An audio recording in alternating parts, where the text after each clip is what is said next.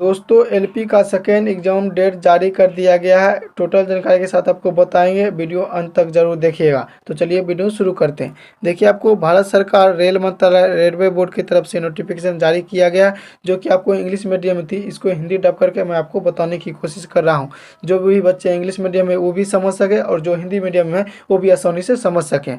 CN number आपको इतना रहने वाली है, ठीक ना। एलपी पदों की भर्ती के लिए आपको ही थी, ठीक ना। उसके बाद देखिए, आपको 19/3/25 और 20/3/25 को निर्धारित सीबीटी 2 के पुनर्निर्धारित हेतु सूचना। कहने का मतलब ये हुआ, जो आपको एग्जाम होने वाली थी 19 से लेकर 20 मार्च तक, वो आपको कैंसिल हो गया था किसी कारणवश। उसी के बारे में नोटिस आपको जारी किया गया और एग्जाम डेट फिर से जारी कर दिया गया, ठीक ना। तो एक नंबर की बात करें तो सीएन नंबर के लिए कंप्यूटर आधारित टेस्ट सीबीटी का दूसरा चरण, जो 19/3/25 और 20/3/25 के लिए निर्धारित किया गया था, अब 2/5/2025 और 6/2025 को आयोजित करने के लिए पुनर्निर्धारित किया गया है।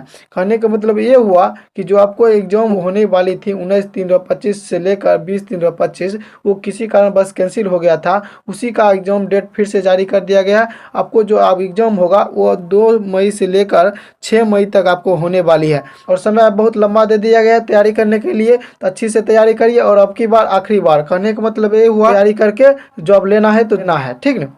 2 नंबर की बात करें तो निम्नलिखित अभ्यर्थियों को पुनर्निर्धारित परीक्षा में शामिल होना है। किन किन बच्चों को पुनर्निर्धारित के लिए शामिल होना है एग्जाम में, वो समझिए। ए नंबर, सभी अभ्यर्थी जिनकी 19/3/2025 को पहली पाली निर्धारित थी, उन अभ्यर्थियों को छोड़कर जिन्होंने अपनी परीक्षा पूरी कर ली। कहने का मतलब ये हुआ, जो 19/3/25 को पहली पाली में परीक्षा निर्धारित थी, उन अभ्यर्थियों को छोड़कर, ठीक ना।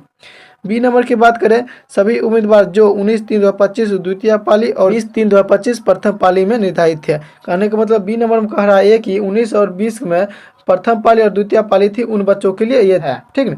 और 3 नंबर की बात करें तो 3 नंबर में आपको देखिए, परीक्षा केंद्र पर का रिपोर्टिंग समय। रिपोर्टिंग की बात करें तो रिपोर्टिंग आपको 7:30 बजे रहेगा प्रथम पाली के लिए, और 12:30 बजे आपको द्वितीय पाली के लिए रिपोर्टिंग टाइम रहेगा, ठीक ना।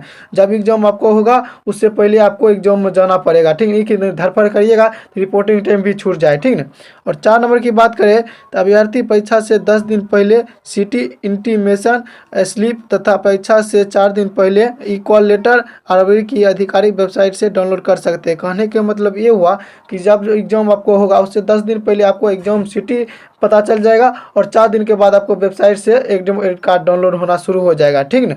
उसके बाद अगर समझते हैं 5 नंबर क्या कह रहा है, उम्मीदवारों को सलाह दी जाती है कि वे भर्ती प्रक्रिया के बारे में नवीनतम अपडेट के लिए केवल आरबी की आधिकारिक वेबसाइट देखें। कहने का मतलब ये हुआ कि जो भी नोटिफिकेशन आता है तो आपको वेबसाइट पे ही आएगा, और आप देखते रहिए, ठीक ना। कृपया अप्रमाणित स्तरों से गुमराह ना हो। कहने का मतलब ये हुआ कि आप कृपया दूसरे के बहकावे में ना आए, ठीक ना। और 6 नंबर आपको महत्वपूर्ण है, ये आप जरूर समझिएगा, ठीक ना। दलालों से सावधान रहे, जो अवैध तरीके से नौकरी के लिए नियुक्ति के झूठे वादे करके उम्मीदवारों को गुमराह करने की कोशिश करते हैं। आरआरबी चयन कंप्यूटर आधारित टेस्ट सीबीटी पर आधारित होते हैं, और भर्ती केवल उम्मीदवारों को योग्यता के आधार पर होती है।